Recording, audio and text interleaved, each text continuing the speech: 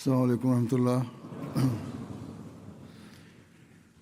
أشهد أن لا إله إلا الله وحده لا شريك له وأشهد أن محمدا عبده ورسوله أما بعد فأعوذ بالله من الشيطان الرجيم بسم الله الرحمن الرحيم الحمد لله رب العالمين الرحمن الرحيم مالك يوم الدين إياك نعبد وإياك نستعين اهدنا الصراط المستقيم صراط الذين أنعمت عليهم غير المغضوب عليهم ولا الضالين. Hazret sallallahu aleyhi ve sellem Peygamber Efendimiz sallallahu aleyhi ve sellem'in siretiyle ilgili bahsediyorduk. Mekke fethi vaktinde gerçekleşen olaylardan geçen hutbelerde bahsettim. Peygamber Efendimiz sallallahu aleyhi ve sellem ne yaptıysa tevhidi ilan etmek için, tevhidi yaymak için yaptı. Bütün bunlar Hazreti Muhammed sallallahu aleyhi ve sellem Allah-u Teala'nın tevhidini ilan etmek için, bu gaye için yaptı. Böylelikle o ibadet ettiğiniz putlar işte bu kadar acizdir demek istemişti. Nitekim Mekke civarındaki müşriklerin Menat, Uzza, Suva gibi büyük putların tamamı yerle bir edildi. Bu bağlamda Taif hakkındaki putu olan Lat hakkında şöyle bir rivayet var. Taif halkı Rabbe yani Tanrıça dedikleri putlar Lat hakkında 3 yıl boyunca yakılmamasını ricada bulundular. Bunun üzerine Hazreti Peygamber Efendimiz sallallahu aleyhi ve sellem huzurunda bunu arz ettiler. Peygamber aleyhisselatü vesselam tevhide karşı olan hassasiyetinden dolayı bunu reddetti. Taif halkı bu kez hiç değilse bir yıl boyunca yıkılmasın diye dediler. Resulullah sallallahu aleyhi ve sellem bunu da reddetti. Onları o halde bir aya kadar bu yıkılmasın ki böylelikle insanlar İslam'a girerler ve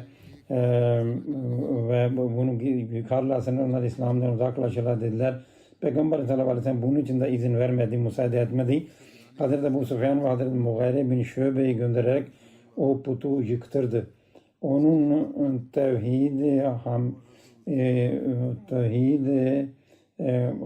hamiyeti, hassasiyeti, tevhide olan hassasiyeti İslam devleti kurulmuşken bu putların herhangi bir şekilde bırakılmasına musamaha göstermedi.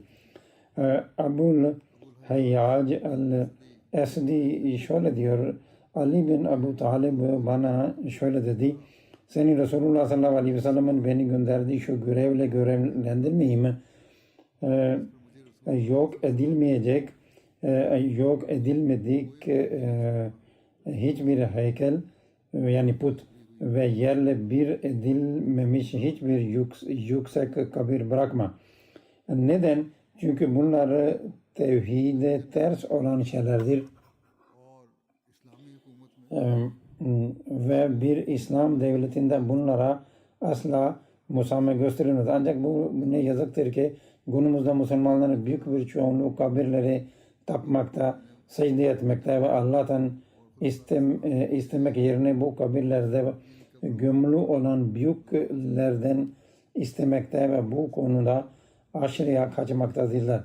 Şu yok ki Peygamber Efendimiz sallallahu aleyhi ve sellem tevhidin ikamesi için Mekkeli müşrikler gibi güçlü bir kavme karşı mücadele etti ve nihayetinde Kabe'yi 360 puttan temizledi. Ancak bununla birlikte İslam'ı kabul edenlerin kalplerinde de tevhidi yerleştirmek için büyük ve mübarek bir cihad yürüttü ve kutsi kuvveti ile tevhidi seven bir topluluk meydana getirdi. Pardon. Yani Peygamber Efendimiz sallallahu aleyhi ve sellem ashabını öylesine zarif ve mükemmel bir uslupla terbiye etti ki hiç kimsenin zihninde şirkin zerresi dahi kalmadı. Bunun için ashabı Peygamber Efendimiz sallallahu aleyhi ve sellem hakkında aşırı övgüde bulunmaktan men etti. Resulullah sallallahu aleyhi ve sellem dedi ki beni aşırı şekilde hiç övmeyin. और इसके लिए सहाबा को इस बात से भी मना फरमाया कि नबी वो नबी सल्लल्लाहु अलैहि वसल्लम की तारीफ में मुबालगा करें. Hazreti İbn Abbas şöyle rivayet eder. Hazreti Ömer'i minberde şöyle derken işittim. Peygamber Efendimiz'in şöyle buyurduğunu duydum. Hristiyanların Meryem oğlu İsa'yı övmekte aşırıya kaçtıklar gibi beni övmekte aşırıya gitmeyin. Ben sadece Allah'ın kuluyum. Siz de benim için Allah'ın kulu ve Resuludur deyin. Abdullah bin Ömer'den rivayet edildiğine göre Resulullah sallallahu aleyhi ve sellem bir kafirede babasının üzerine yemin ederek giden Ömer bin Hattab'a arkadan yetişti. O şöyle buyurdu. Yani Peygamber Efendimiz şöyle buyurdu. Dinleyin, Allah babalarınız ve atalarınız üzerine yemin etmenizi size yasaklamıştır. Yemin edecek olan ya da Allah adına yemin etsin ya da sussun. Peygamber Efendimiz'in Allah'ın tevhidinin karşısında en ufak bir şeyin dahi konulmasına tahammülü yoktu. Kelime-i tevhid söyleyen kişinin makamı hakkında bir rivayette şöyle anlatılmıştır. Ubeydullah bin Adi bin Hiyar'ın bildirdiğine göre beni Zühre'nin müttefiki olan ve Resulullah sallallahu aleyhi ve sellem ile birlikte Bedir'e katılanlardan biri olan Mikdan bir Amr al-Kindi Hazreti Resulullah sallallahu aleyhi ve sellem şöyle arz ettiğini anlattı. Bana söyler misiniz? Eğer kafirlerden bir adımla karşılaşırsam ve ikimiz savaşırken o kılıçla ellerimden birine vurup onu koparsa, sonra bir ağacın arkasına sığınıp Allah rızası için Müslüman oldum derse, Ya Resulallah, bu sözü söyledikten ve kelime-i tevhid okuduktan sonra onu öldürebilir miyim? Hazreti Resulullah sallallahu aleyhi ve sellem onu öldürme buyurdu. Hazreti Mekdad, Ya Resulallah, o benim bir elimi kopardı. Bunu yaptıktan sonra La ilahe illallah dedi. Resulullah sallallahu aleyhi ve sellem buyurdu ki onu öldürme. Zira eğer onu öldürürsen o senin onu öldürmeden önceki makamına yükselir. Sen ise onun o kelimeyi söylemeden önceki makamına düşersin. Dolayısıyla en eski sahabelerden dahi birisi böyle bir harekette bulunsa Hazreti Peygamber sallallahu aleyhi ve sellem bunu şiddetle kınamıştır. Fakat bugünün mollalarının haline bakın.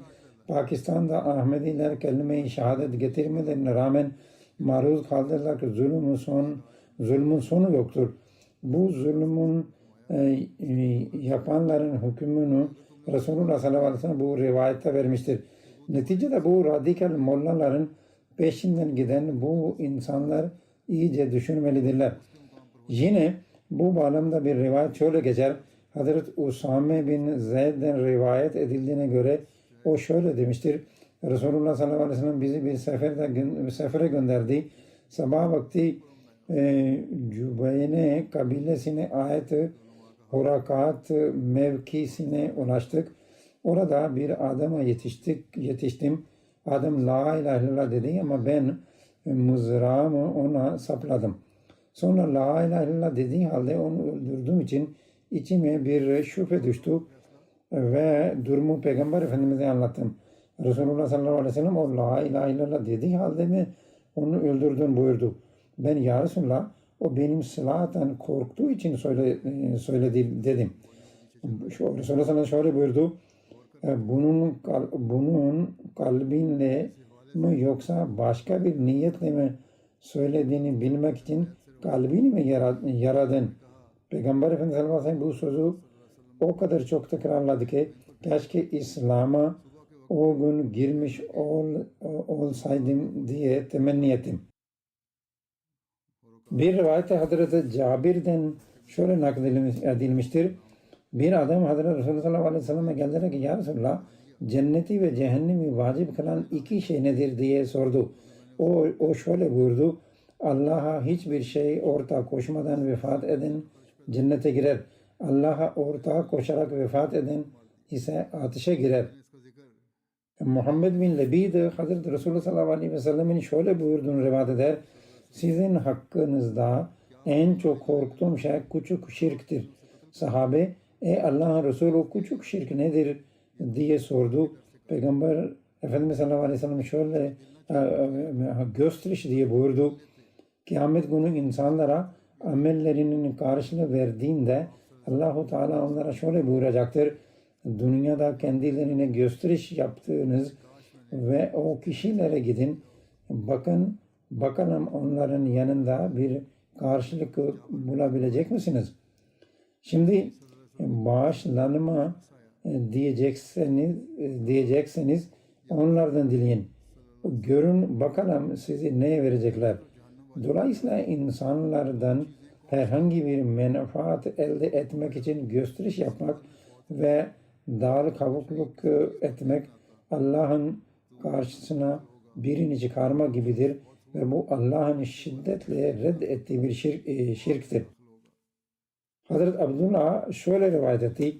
İman edenler ve imanlarını zulümle karıştırmayanlar ayeti nazil olduğunda Hazreti Resulullah sallallahu aleyhi ve ashabı hangimiz zulm etmedik ki çoğumuz farkında bile olmadan zulmediyoruz dediler. Bunun üzerine Allah-u Teala şöyle buyurdu. Allah Teala şu ayet indirdi. Şüphesiz şirk büyük bir zulümdür.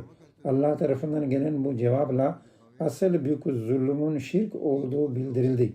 Dolayısıyla Allah'tan başka herhangi bir şeye bel bağlamak şirktir.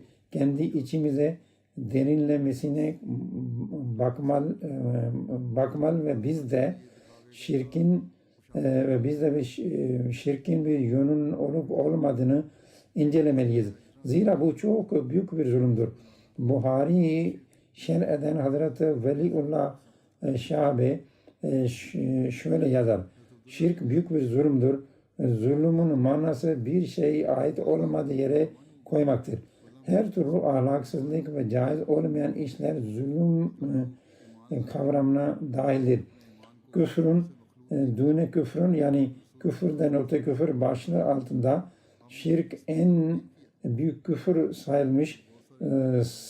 Sıradan ahlaksızlıklar bile küfür olarak nitelendirilmiştir. İşte incelik buradadır. Ardından zulmü düne zulmden öte zulmü başlığı altında şirkin neden en büyük günah olduğu anlatılmıştır. Çünkü şirke düşen Allah'a özgü sıfatlar başkalarına isnat eder. Aslında Allah'ın hakkı olan ibadeti yani sevgi ve itaati başkalarıyla paylaşır. Onun kulu olan ve onun rızasını yerine getirmek için yaratılan insan nefsinin veya kendi gibi olan insanların veya düşük varlıkların kulu haline gelerek kendisini yaratılış gayesi olan o yüce makamdan aşağı düşürür. Kul haklarını gasp etmek ne kadar zulümse Allah'ın haklarını gasp etmek ondan kat kat daha büyük bir zulümdür. Kul haklarındaki zulüm bir yana Allah'ın haklarını gereği gibi eda etmemek de zulümdür. Şirkten zulüm kavramı tam olarak budur. Şirk aslında insanın tekamül hedefini yok eden bir şeydir. Yani insanın mükemmel yarışma hedefini yok eden bir şeydir. İmam Buhari ayet ve hadislerden delil getirerek kamil imanın ancak şirke hiç bulaşmamış iman olduğunu belirtmiştir. İşte esneklik içinde olanlar ve hidayete erenler de onlardır. Kamil iman ve hidayet ancak imanlarına hiçbir şirk ve zulüm bulaştırılmayanların nasibidir. İman bir yandan salih amellerle desteklenmedikçe diğer yandan her türlü zulümden arındırmadıkça kamil olmaz. Çünkü şirk, günah ve her türlü küfür onu eksiltmeye devam eder. İşte Hazreti Resulullah sallallahu aleyhi ve sellem bize Peygamber Efendimiz bize öğretti. Tevhid üzere kaim olmanın ve şirkten armanın kriteri budur. Ebu Hureyre radıyallahu anh Hazreti Resulullah sallallahu aleyhi ve sellem şöyle buyurduğunu nakleder. Allah-u Teala buyurdu ki Adem oğlu beni yalanladı. Oysa bu ona yakışmazdı. Yakışmadı. Bana hakaret etti. Oysa ona bu yakışmazdı. Beni yalanlaması beni ilk kez yarattığı gibi asla tekrar yaratamayacak demesidir. Bana hakaret etmişse o çocuk edindi demesidir. Halbuki ben samadım yani samad yani kulu Allahu ahad Allahu samad. Yani kimseye muhtaç değilim. Doğurmadım, doğrulmadım. Hiçbir dengim de yoktur. İhlas suresinin bu açıklaması hakkında vaad edilen Mesih Aleyhisselatü Vesselam şöyle buyurdur. Allah-u Teala Allahu Samad buyurdu. Allah herkesin ona muhtaç olduğu, kendisinin ise kimseye muhtaç olmadığı bir zattır. Pardon. O şöyle der. Bu kısa ifadeye bir satır bile olmayan, yani bu kısa ifadeye bir satır bile olmayan bu küçük cümleye bakın. Allah-u Teala varlığının her türlü ortaklıktan münezzeh kılındığını ne kadar zarif ve mükemmel bir şekilde anlatır. Bu cümle onu her türlü şirkten arındırmıştır. Detayı şöyledir. Akli bir sınırlama ile ortaklık 4 çeşittir. Akıl yürüttüğümüzde ortaklık şu 4 şeyde olabilir. Bazen sayıda yani 1, 2, 3 gibi sayılarda, bazen mertebede veya bir makamda, bazen nesepte yani soyda ve bazen de fiil ve etkide yani iş ve sonuçlar bakımından bu ortaklık olabilir. Bu durumda Allah'ın bu 4 çeşit ortaklıktan da uzak olduğu beyan edilmiştir ve onun sayı bakımından tek olduğu 2 veya 3 olmadığı açıklanmıştır. O samaddir yani varlık mertebesinde, zorunluluk mertebesinde ve kendisine muhtaç olunma konusunda eşsizdir. Onun makamı, ona olan ihtiyaç ve onun kimseye muhtaç olmaması konusunda tamamen paktır, yeganedir o. Onun dışında ne varsa özü itibariyle yok olmaya mahkumdur. Dünya üzerindeki her şey fani olup ona muhtaçtır. O lam yaliddir yani çocuğu yoktur ki çocuk olmasa hasbiyle ona ortak koşulsun. Lam yulad der Allah-u Teala yani babası yoktur ki baba olma hasbiyle ortağı olunsun. Lam yekun lehu kufuven ahad der Allah-u Teala yani işlerinde ona denk olacak kimse yoktur ki fiil bakımından ortağı sayılsın. Böylece Allah-u Teala'nın her 4 tür ortaklıktan da uzak, münezzeh ve tek ve ortaksız olduğu ifade edilmiştir. Hazreti Ayşe radıyallahu teala'nın şöyle rivayet etmiştir.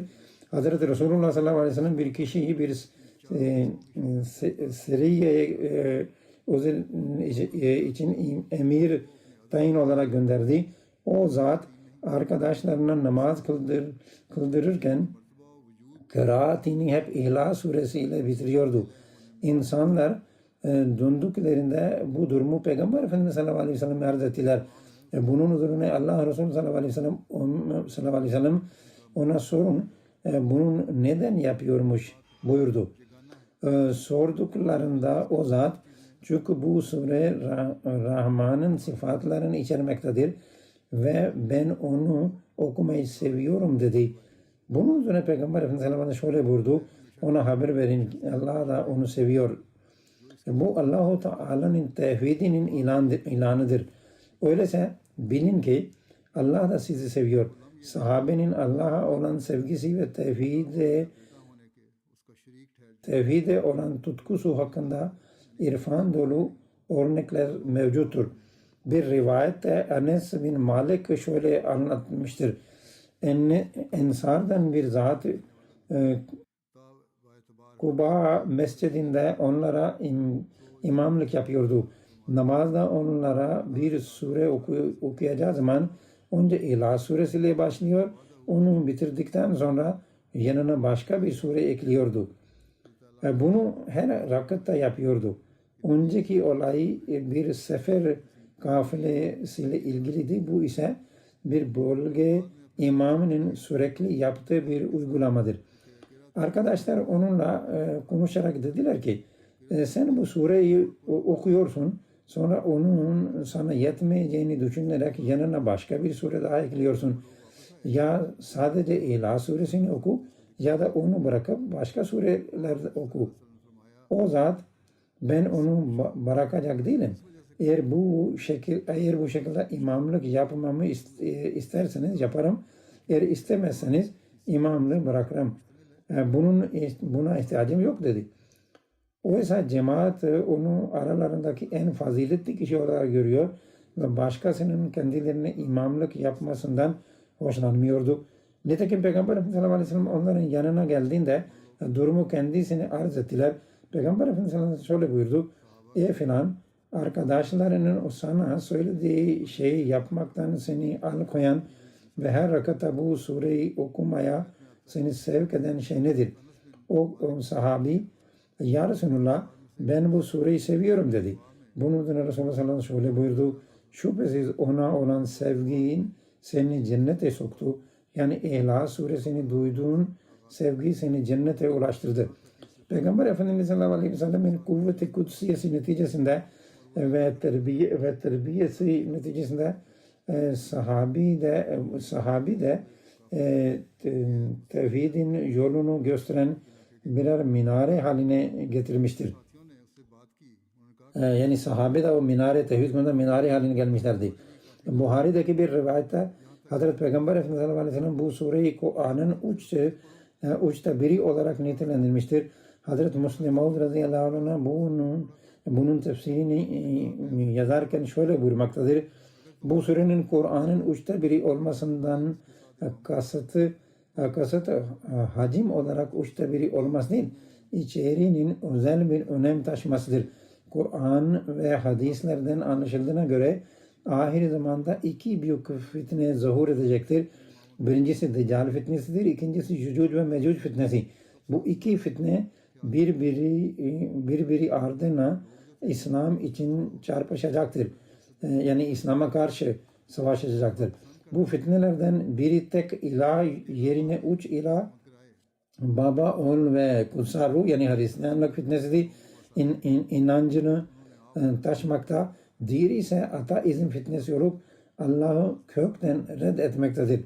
Kur'an-ı Kerim her iki fitnenin inançlarını da çürütmüş ve doğru akideyi beyan etmiştir. Kur'an-ı Kerim Allah'ın övgüsüyle dolu olup onun Rab ve tek oluşunu teyit eder. Yani tek ilah olan Allah-u Teala'nın övgüsü ve Kur'an onun birliğini savunurken kutsal ruh ve oğlu Tanrı inancını tüm gücüyle reddeder. Allah-u Teala başka ilahların varlığını reddeder. Adeta Kur'an Allah'ın ilahlığını kaim kılmış, oğul ve kutsal ruh inancını çürütmüştür. Dolayısıyla madem ki Allah'ın teyidi Kur'an'ın uçta biridir. Bu yüzden ihlas yani Allah'ın teyidi yani tevhidinin teyidi Kur'an'ın uçta biridir. Bu yüzden İhlas suresi de Kur'an'ın uçta biridir. Esasen Kur'an-ı Kerim'in görevi tevhidi ispat etmek, ve yanlış inançları yok etmektir. Bu sure son derece kapsamlı ve özlü ifadelerle yanlış inançlar iptal eden ve tevhidin hakikatini açıklayan o içeriği sunduğunda sadece Kur'an'ın üçte biri değil, sanki tüm Kur'an'a denk hale gelmiştir. Bu nedenle Resul-i Ekrem sallallahu aleyhi ve sellem bu sureyi Kur'an'ın üçte biri olarak nitelemiş bir mübalağa değil.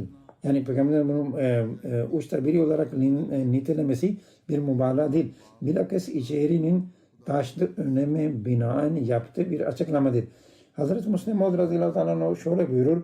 Şunu kesin olarak biliniz ki hakiki tevhid ancak bir peygamber aracıyla elde edilebilir. Nitekim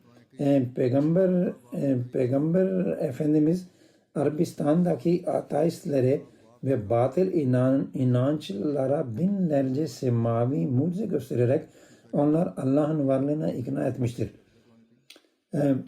Bugüne kadar da Hazreti Peygamber sallallahu aleyhi ve sellem Peygamber'e sadakatle ve tam bir bağlılıkla uyanlar bu mucizeleri inançsızların önüne koymaktadır. Gerçek şudur ki insan diri olan Allah'ın güçlerini müşahede etmedikçe şeytan onun kalbinden çıkmaz. Kalbine gerçek tevhid girmez ve Allah'ın varlığına kesin bir şekilde kani olmaz. Bu tertemiz ve kamil tevhid ancak Hazreti Peygamber sallallahu aleyhi ve sellem vasıtasıyla bulunur. Ben yanlışlıkla Müslim Maud radıyallahu anh demiştim. Hazreti Mesih Maud aleyhisselamın ifadesidir bu. Günümüzde zahiren Allah'a bir biliyoruz. Yani onun tevhidine göründe inanıyoruz. Diyen ama amelin yani fiilen ondan yüz çevirenler de tevhidi bir kenara bırakmışlardır. Yecud ve Mecud ile Deccal fitneleri ayrı birer dış fitnedir. Ancak Müslümanların kendi içlerinde de hakiki tevhid idraki kalmamıştır. İşte bu gibi durumlarda Hazreti Resulullah sallallahu aleyhi ve sellem'in bir hizmetçisi yani Hazreti Mesih Maud aleyhisselatü vesselam, Mehdi aleyhisselatü vesselam suretinde gelmeliydi.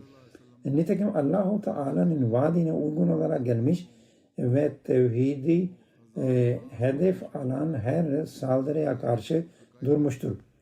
Bizler ancak hakiki tevhidi benimseyenlerden olursa gerçek biatın hakkını verebiliriz. İçinde bulunduğumuz Mart ayı cemaatimizin 23 Mart günü kurulduğu aydır ve bu münasebetle Mesih-i Maud günü toplantılar yapmaktayız. Bunu kutlama sebebimiz Allah-u Teala'nın vaadlerine uygun olarak Hazreti Peygamber'in bu hizmetçisinin tevhidi ikame etmek için gönderilmiş olmasıdır. Cemaate dahil olup biat ederken bizler de daima tevhid üzerinde kalacağımıza dair söz verdik. Hakiki tevhidin gereği ancak her birimizin hem kendi içinde hem ailesinde hem de toplumda tevhidin yerleşmesi için çaba göstermesiyle yerine getirilir.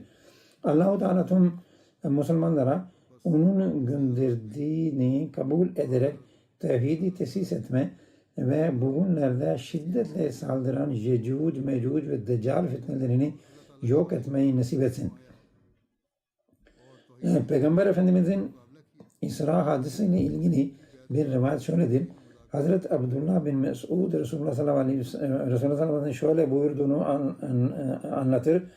İsra gecesinde İbrahim aleyhissalatü vesselam ile karşılaştım. Bana dedi ki ey Muhammed benden ümmetine selam söyle ve onlara haber ver ki cennetin toprağı tertemiz, suyu tatlı ve arazisi geniş bir düzlüktür. Oraya dikilecek fidanlar ise Subhanallah, Elhamdülillah, La ilahe illallah ve Allahu Ekber'dir. Dolayısıyla bir mümin bu zikirleri ancak bu derinliğe inerek ve Allah-u Teala'nın tevhidinin tam olarak idrak ederek yapmalıdır ki başarıya ulaşsın. Biz Allah-u Teala'yı tek ve eşsiz kabul ederiz. Bir जब हम में से bir rivayette kutsi hadis şöyledir. Enes bin Malik şöyle beyan eder. Hazreti Resulullah sallallahu aleyhi ve sellemin şöyle buyurduğunu işittim. Allah Tebarek ve Teala buyurdu ki ey Ademoğlu sen bana dua ettiğin ve bana umut beslediğinden dolayı sendeki kusurlara bakmadan seni bağışladım ve bunu aldırış etmem. Yani hala içinde zayıflıklar ve eksiklikler olsa bile bana dua ettiğin için seni bağışlarım.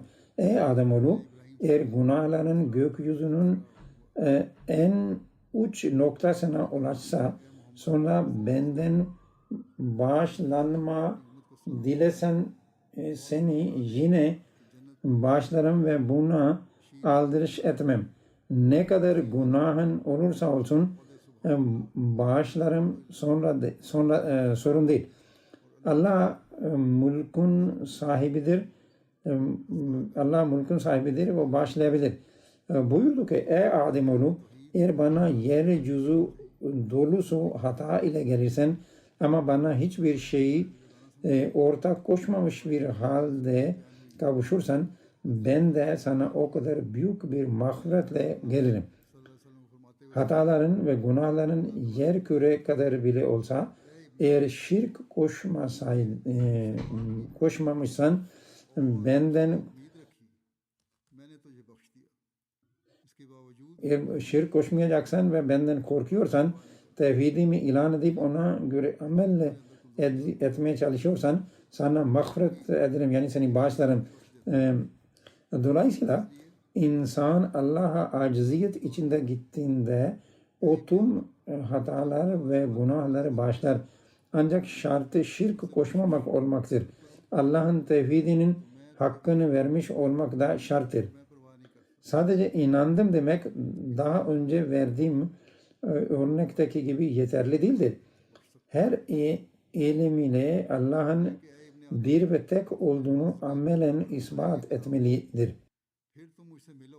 Aynı şekilde tevhidin yüce makamı hakkında bir rivayet şöyledir.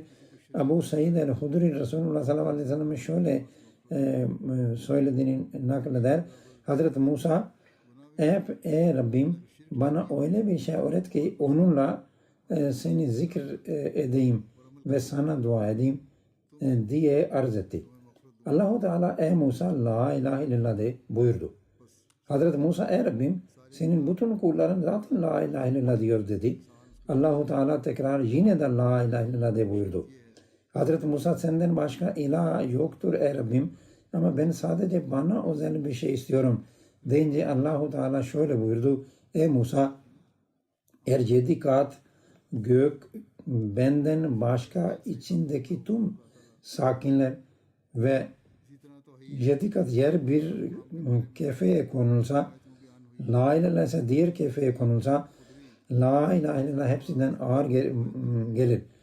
Yani yerin ve göğün tüm mevcudatını, tüm yerleşimlerini ve tüm iyiliklerini bir tarafa koysanız la ilahe illallah da diğer tarafa konsa la ilahe illallah kefesi her zaman daha ağır gelecektir.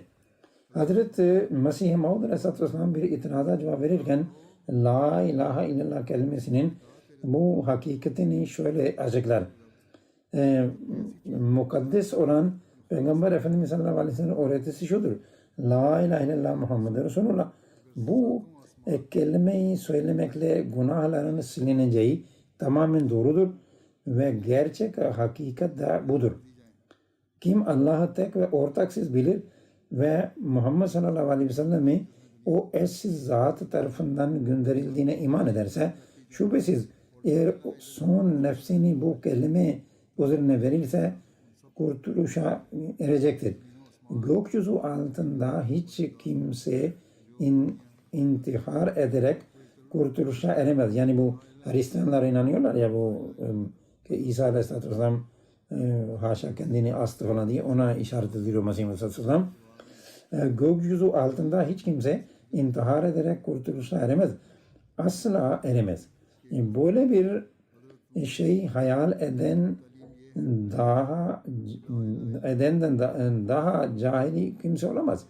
Fakat Allah'ı tek ve ortaksız bilmek ve onun dünyayı delaletten kurtarmak için nihayetinde rahmet ederek ismi Muhammed sallallahu aleyhi ve sellem olan elçisini gönderdiğine inanmak öyle bir imandır ki bu yakinen buna yakinen inanmakla ruhun karanlığın dalır, nefsaniyet yok olur ve yerini tevhid alır.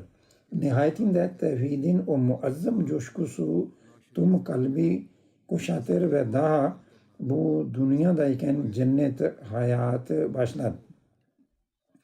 Nasıl ki nurun gelmesiyle karanlık baranmasa, aynı şekilde la ilahe illallah nurani yansıması kalbe düştüğünde nefsani karanlığın dürtüleri yok hükme geçer.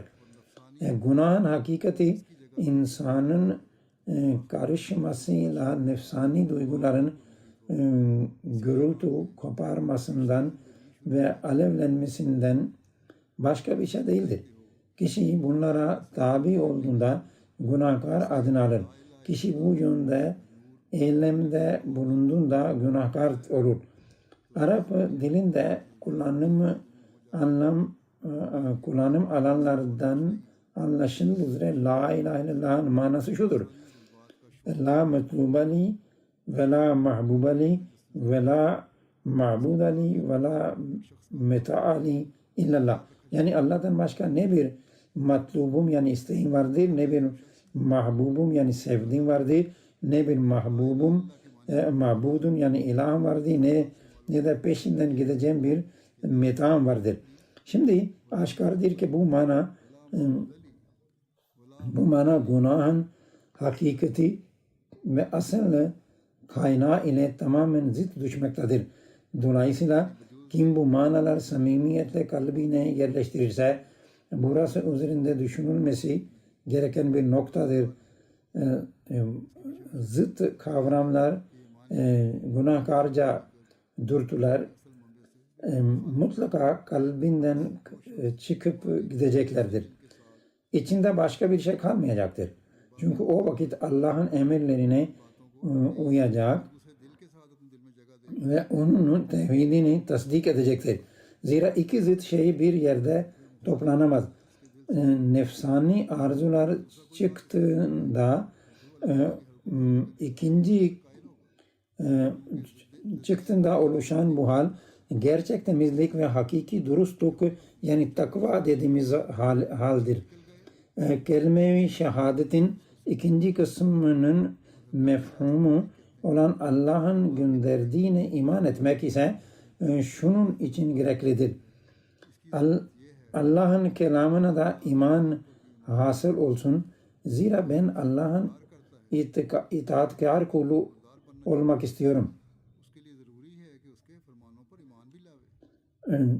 diyen birinin onun fermanlarına da iman etmesi şarttır. Fermanlara iman etmek ise o fermanın dünyaya kendisi aracıyla geldiği kişiye yani Allah'ın bize mesajını ilettik elçisine iman etmedikçe mümkün değildir. İşte kelime-i şehadetin hakikati budur. Hazreti Ebu Musa el-Eş'ari rivayet ediyor. Resulullah sallallahu aleyhi ve sellem bir gün bize hitaben şöyle dedi. Şirkten sakının zira o karıncanın ayak izinden bile daha incedir. Bunun üzerine bir zat Allah'ın Resulü karıncanın ayak izinden bile daha ince iken biz ondan nasıl sakınabiliriz diye sordu. Peygamber Efendimiz sallallahu aleyhi ve sellem buyurdu ki şu dua edin. Allahümme inna na'uzu bika min an nuşrika bika şeyen na'lemuhu ve nastagfiruka lima la na'lem. Yani Allah'ım bildiğimiz bir şeyi sana ortak koşmaktan sana sığınırız. Bilmediklerimizi içinde senden bağışlanmayı dileriz. Bu şekilde de dua edin. Hazreti Abdurrahman bin Abi Za'nın bildirdiğine göre Peygamber sallallahu aleyhi ve sellem sabah kalktığında şöyle dua ederdi. İslam'ın fıtratı, ihlas kelimesi Nebimiz Muhammed'in dini ve muvahhid bir Müslüman olan, müşriklerden olmayan babamız İbrahim'in milleti üzerine sabaha kavuştum. Sabah kalkınca bunu hatırlayın. Önce daima Allah'a zikredin. Hazreti Abdullah bin Mesud şöyle rivayet eder. Resulullah sallallahu akşam vakti şu dua ederdi. Biz ve bütün cihan Allah için akşama erdik. Hamd Allah'a aittir. Allah'tan başka ilah yoktur. O tektir, ortağı yoktur. Abdullah bin Bureyde el-Es'alemi babasından naklediyor. O şöyle anlattı. Hazreti Resulullah sallallahu aleyhi ve sellem bir adamın şöyle dua ettiğini işitti. Allah'ım senin Allah olduğuna, senden başka ibadete layık ilah olmadığına, senin ahad yani tek ve semad yani muhtaç olmadığına, doğurmadığına ve doğrulmadığına ve hiçbir dengin olmadığına şehadet ederek senden istiyorum. Peygamberimiz sallallahu aleyhi ve sellem bunu işitince şöyle buyurdu. Canım elimde olan Allah'a yemin olsun ki o Allah'tan ismi azim ile istedi. Öyle ki onunla dua edildiğinde Allah kabul eder. Onunla istediğinde Allah verir. İsma bintu Umeys'ten rivayet edildiğine göre Resulullah sallallahu aleyhi ve sellem bana şöyle buyurdu. Sana sıkıntı ve musibet anında okuyacağın kelimeleri öğreteyim mi? O kelimeler şunlardır. Allah benim Rabbimdir. Ona hiçbir şey ortak koşmam. Zorluk anında insanlar ne okuyalım diye sorarlar. İşte bu da o dualardan biridir. Bir rivayette İbn-i Abbas şöyle anlatır. Hazreti Resulullah sallallahu aleyhi ve sellem bir sıkıntı anında şöyle dua ederdi. O çok yüce ve çok halim olan Allah'tan başka ilah yoktur. Göklerin, yerin ve yüce arşın Rabbi olan Allah'tan başka ilah yoktur. Peygamber Efendimizin tevhidin ikamesini ne kadar ince bir hassasiyetle telkin ettiğine dair bir rivayet Ebu Rimse'den nakledilmiştir. Onun babası Resulullah sallallahu aleyhi ve sellem şöyle dedi. Bana sırtınızdaki o şeyi yani nübüvvet muhrunu gösterin. Zira ben bir tabibim. Peygamber Efendimiz sallallahu aleyhi ve sellem şöyle buyurdu. Tabip Allah'tır. Sen ise ancak bir arkadaşsın. Hastaya sükunet ve teselli verirsin. Tabip ise onu yaratandır. Şifayı verecek olan da odur. Hazreti Ubeyde bin Samit şöyle rivayet eder. Resulullah sallallahu aleyhi ve sellem şöyle buyurdu. Kim Allah'tan başka ilah olmadığına, onun tek olduğuna ve ortağı bulunmadığına, Muhammed sallallahu aleyhi ve sellem onun kulu ve Resulü olduğuna, İsa'nın Allah'ın kulu ve Allah'ın kulu olan bir kadının oğlu olduğuna, Meryem'e ilka ettiği kelimesi ve ondan bir ruh olduğuna, cennetin ve cehennemin hak olduğuna şehadet ederse, Allahu Teala onu cennetin 8 kapısından hangisini dilerse oradan içeri alacaktır. Ömer bin Hani aynı senetle bu rivayeti nakletmiş ve doğrulamıştır. Ancak o Hazreti Peygamber'in ameli ne olursa olsun Allah onu cennete sokacaktır dediğini aktarmış. Fakat 8 kapıdan hangisinden dilerse kısmına bu ikinci rivayette değinmemiştir. İbn-i Ömer'den rivayet edildiğine göre Peygamber Efendimiz sallallahu aleyhi ve sellem şöyle buyurdu. İslam 5 esas üzerinde bina edilmiştir. Allah'a ibadet edilmesi ve onun dışındaki her şeyin ilahlığının reddedilmesi, namazın ikame edilmesi, zekatın verilmesi, hacca gidilmesi ve Ramazan orucunun tutulması. Muhacir hanımlardan Hazreti Yasir'den rivayet edildiğine göre Resulullah sallallahu aleyhi ve sellem şöyle buyurdu. Siz kadınlara tesbih, subhanallah, tahlil yani la ilahe illallah ve takziz yani subhanallah, melikil kuddus demek yarışır. Sakın gaflete düşmeyin. Aksi takdirde tevhidi unutursunuz. parmaklarınızla sayın çünkü şüphesiz parmaklar kıyamet günü sorgulanacak ve onlara konuşmaları söylenecektir. Yani Allah'ın zikri sayarak da yapın, onunla kudsiyetini, bir Allah'ın tevhidini ve tesbihini dilinizden düşürmeyin. Nitekim Hazreti Peygamber sallallahu aleyhi ve sellem hiçbir meclis ve hiçbir toplum tabakasında Allahu Teala'nın tevhidini ve azametini yerleştirmeye dair nasihiyete bulunma fırsatını kaçırmamış. Bu konuyu ümmetin kalbine nakşetmiştir. Yani onu nakşetmiştir. Bu hususta Müslim Maud radıyallahu teala anhu bir hutbesinde şöyle der.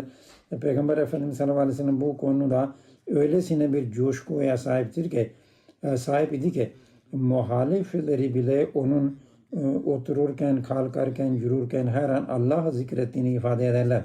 Nitekim Fransız bir tarihçi şöyle yazar.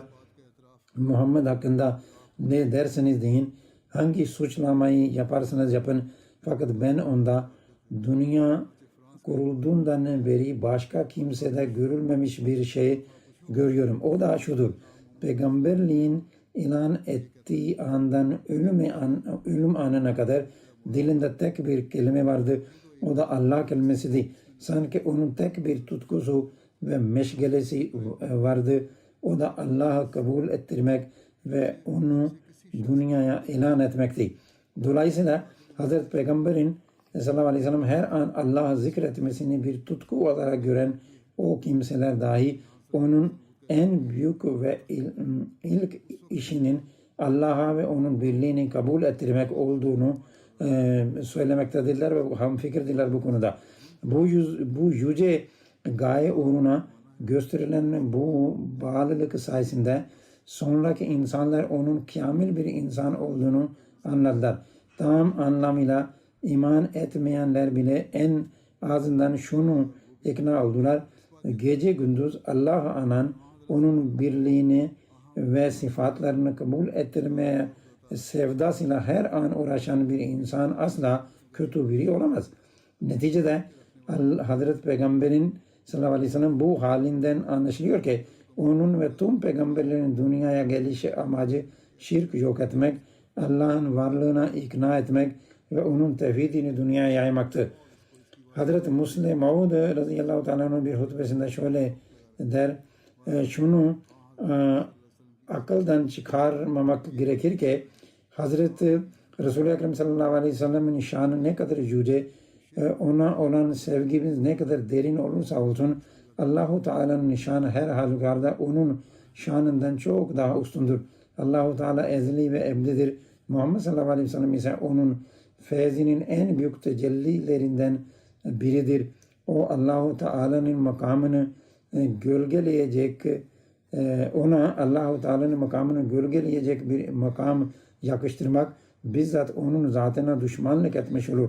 Zira daha önce hadislerle beyan ettiğim üzere Hazreti Peygamber sallallahu aleyhi ve sellem kendisini Allahu Teala'dan daha üstün bir makam verilmesinden asla hoşlanmazdı. Peygamber Efendimiz sallallahu aleyhi ve sellem'in her ameli buna yeterli bir delildir. Yapmaya muvaffak olduğu o muazzam işler hiçbir insanın gücünün yetmeyeceği, ancak Allahu Teala'nın kudretiyle gerçekleşebileceği işlerdi.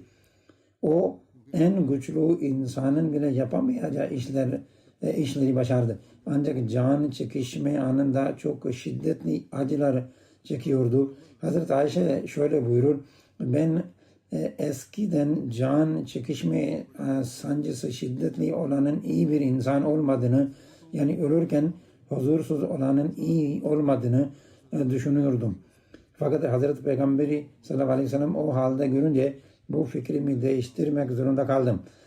O son derece sıkıntılı anda bile Allah'ın makamına dair öylesine bir hassasiyeti vardı ki ümmetini ona olan aşkını ve bu aşkla mertebesi hakkında aşırıya kaçabileceklerini biliyordu. Bu yüzden o acı içerisinde ağzından defalarca şu sözler ağzından şu sözler dökülüyordu. Peygamberlerinin kabirlerini secde yeri edinen Yahudi ve Hristiyanlara Allah'ın laneti olsun. Bunu tekrar ederek söylüyordu. Adeta kavmine verdiği son ders ve bıraktığı son vasiyet şuydu: bana müşrikçe bir makam atfetmeyin. Eğer bunu yaparsanız bundan hoşnut olacağımı sanmayın. Aksine ruhum bunu yapanlara lanet edecektir. Dolayısıyla isterse bizzat Resulü Peygamber Aleyhisselatü Vesselam olsun, ona Allah'ın makamını düşünerek bir makam affetmek onun için bir sevinç vesilesi değildir. Aksine bunu yapanlar onun lanetine uğrarlar. Ölüm anında bir lanet ise çok tehlikelidir. Semavi dinlere mensup olmayanlar, örneğin Hindular bile ölüm döşeğindeki birinin bedduasından çok korkarlar. İnsanlar ölen anne ve babalarının bedduasını almaktan da çekinirler. Ancak tüm peygamberlerin efendisi olan Allah'ın Resulü sallallahu aleyhi ve sellem vefat esnasında size lanet olsun diyerek böyle bir bedduada bulunuyorsa bunun ne kadar önemli olduğu ve ne dehşetli bir lanet olduğu iyi kavranmalıdır. Bundan sakınmalıyız. Daha önce de bir defa ifade ettiğim gibi Peygamber Efendimiz sallallahu aleyhi ve sellem'in kabrinde böyle bir durum söz konusu değildir. Fakat bazı tarikat şeyhlerinin ve sufilerin türbelerinde bu tür şirkler yapılmaktadır. Oysa bu Hazreti Peygamber Efendimiz sallallahu aleyhi ve sellem'in duasına göre bir lanettir. Bu sebeple Peygamber Efendimiz sallallahu aleyhi ve sellem'in sadık hizmetçisi olan Hazreti Mesih-i Maud aleyhissalatü vesselam inanan bizler tevhidin hakikatini idrak ederek Hazreti Peygamber'in sallallahu aleyhi ve sellem tevhidi ikame etme yolundaki dert ve sancısını anlayarak ve bu uğurda tüm gayretimizi göstererek hakiki muvahhidler olmalıyız. Allah Teala bize bunu nasip etsin. Savaş şartları da gitgide kötüleşiyor. Amerika ve İsrail tüm dünyada ve özellikle Müslüman dünyasında kendi hegemonyalarını kurmak çabalar içindedirler. Nitekim Filistin Savaşı ilk başladığında İsrail Cumhurbaşkanı sadece bu bölgenin değil Arap ülkelerinin de haritasının değiştireceğini söylemişti. Bunlar harita değiştirme çabalardır. Müslüman dünyasının bu insanların nereye doğru gittiğini artık anlaması ve birlikte olmaları çok gereklidir. Duyduğuma göre Pakistan, İran ve bölge ülkeleri ile Amerika arasında bir sulh çabası yürütüyor. Çünkü neticede Arap ülkeleri de zarar görüyor. Pakistan bu bakımdan bir çaba içinde, ancak İran'daki bazı çevreler bu konuda suizana kapılmış durumdalar.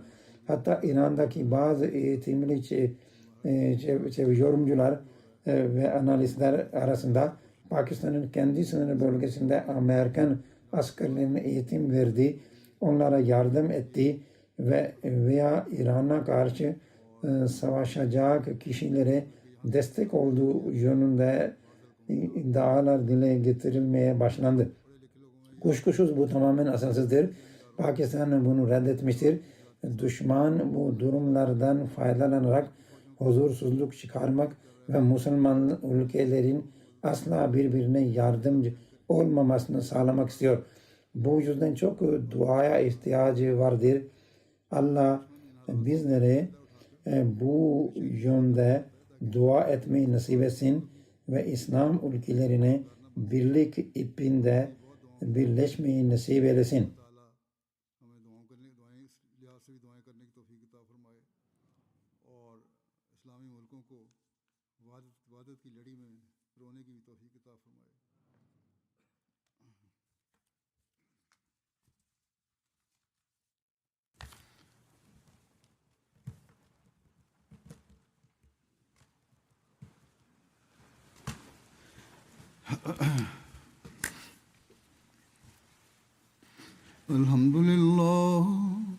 الحمد لله نحمده ونستعينه ونستغفره ونؤمن به ونتوكل عليه ونعوذ بالله من شرور أنفسنا ومن سيئات أعمالنا من يهده الله فلا مضل له ومن يضلل فلا هادي له